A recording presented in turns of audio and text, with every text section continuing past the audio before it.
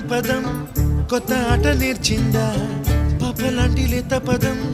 పాఠశాలగా కూనలమ్మ జానపదం పల్లె దాటి వచ్చిందా చవళిల జానతనం పాట చూపగా కుంచెలో దాగే చిత్రాలు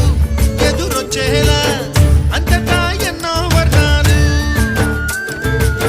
మంచులో దాగే చైత్రాలు బదులిచ్చేలా ఇంతలా ఏవో రాగాలు